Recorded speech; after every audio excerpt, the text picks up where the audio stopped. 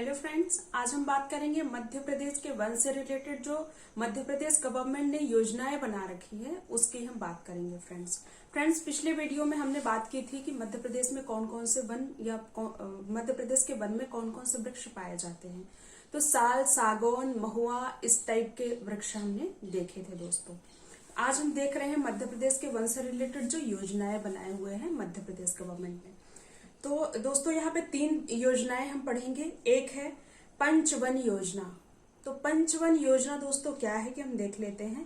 यह योजना 1975 में स्टार्ट की गई है और इसके अंतर्गत ऐसे क्षेत्र जहां पर 33% से कम वन हो उन स्थानों पर वृक्षारोपण करना है।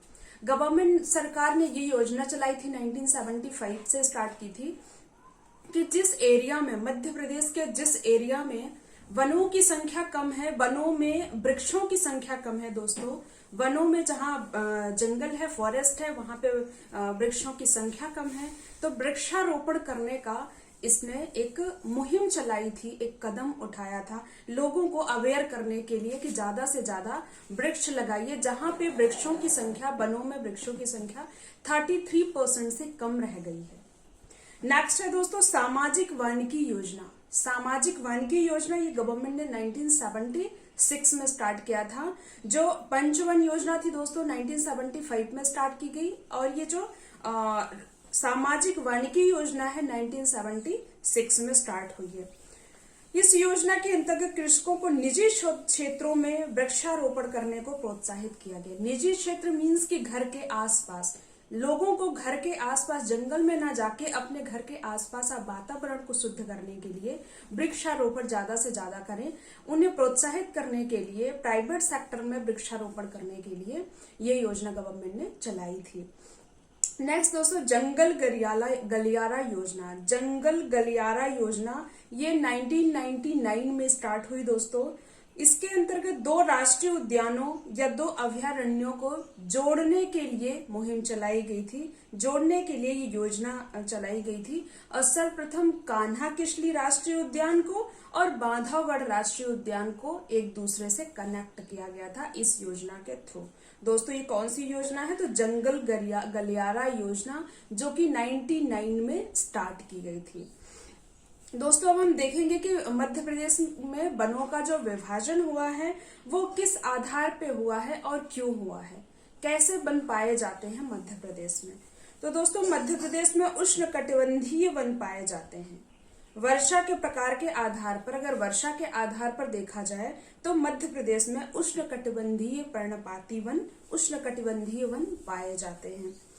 तो दोस्तों अब हम देखते हैं कि किस किस तरीके से इसे विभाजित किया गया है। तो उष्णकटिबंधीय पर्णपाती वन पहला ये है। ये वन उन क्षेत्रों में पाए जाते हैं जहां औसतन वर्षा 50 से 100 सेंटीमीटर तक की होती है। दोस्तों जो वर्षा की मात्रा है यहाँ 50 से 100 सेंटीमीटर तक की होती है, तो यहाँ पे उष्णकटिबंधीय पर्णपाती वन पाए जाते हैं। इन वनों में मुख्य रूप से सागौन, शीशम, नीम, पीपल ये सारे वृक्ष पाए जाते हैं। नेक्स्ट है दोस्तों उष्णकटिबंधीय अर्धपर्णपाती वन। अर्धपर्णपाती वन, तो ये वन उन क्षेत्रों में पाए जाते हैं जहां औसतन वर्षा 100 से 150 सेंटीमीटर होती है। दोस्तों 100 से 150 सेंटीमीटर जहां बारिश होती है वहां उष्णकटिबंधीय अर्धपर्णपाती वन पाए जाते हैं। फिर देखेंगे अपन इसमें कि इसमें वृक्ष कौन कौन से होते हैं, कौन से उगते हैं वृक्ष। तो इसमें साल, सागौन और बांस अधिक मात्रा में पाए जाते हैं। साल, सागौन और बांस। नेक्स्ट दोस्तों उष्णकटिबंधीय शुष्क पर्णपाती वन। उष्णकटिबंधीय शुष्क पर्णपाती वन, यहाँ सबसे कम बारिश होती है दोस्तों, जहां ऐसे वृक्ष पाए जाते हैं। ये अपेक्षाकृत कम वर्षा वाले क्षेत्रों में पाए जाते हैं। यहाँ पर वर्षा 25 से केवल 75 सेंटीमीटर तक होती है दोस्तों। 25 से लेके 75 सेंटीमीटर तक यहाँ बारिश होती है। और इन वनों में बबूल, हर्रा, पलास ये सारे वृक्ष पाए जाते हैं जो कम बारिश में भी उग सकते हैं या फिर ना के बराबर बारिश होने पर भी उगते हैं। ये वृक्ष आगे बढ़ते हैं।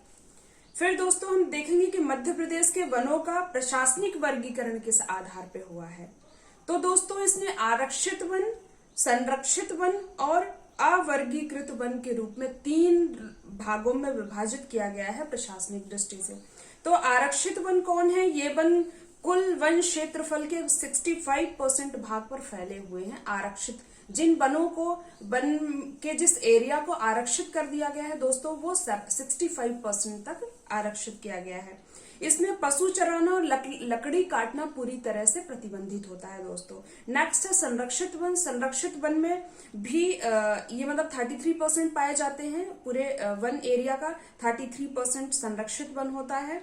यहाँ पे भी पशु चराना और लकड़ी काटना प्रतिबंधित होता है, किंतु अगर आपने लाइसेंस ले लिया है, जो भी अथॉरिटी लाइसेंस देती है वृक्ष काटने के लिए, उनसे अगर लाइसेंस ले लिया है तो आप कटाई कर सकते हैं वृक्षों की।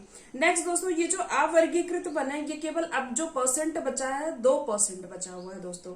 आरक्षित और संरक्षित वन के अलावा केवल 2% बचा हुआ है, जिसमें कि पशु चराने और लकड़ी काटने की पूरी इजाजत होती है। आप फ्रीली वहां पे पशु चरा सकते हैं और लकड़ी काट सकते हैं। तो केवल 2% भाग को अवर्गीकृत वन के रूप में रखा गया है, जहां पे ये इजाजत मिली हुई है।